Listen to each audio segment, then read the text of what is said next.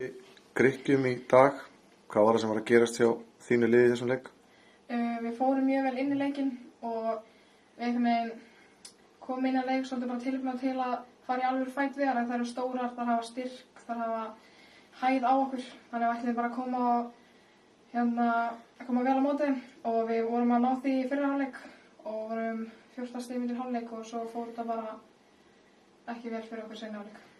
Einmitt. Og einhver svona sem þið tekið jákvætt úr þessum leik upp á framhaldið? Við mættum mjög vel í þennan leik og vorum að stíga þær út. Þær eru miklu hærra en við. Þær eru með sumt á okkur eins og styrk og það sem við erum búin að tala um.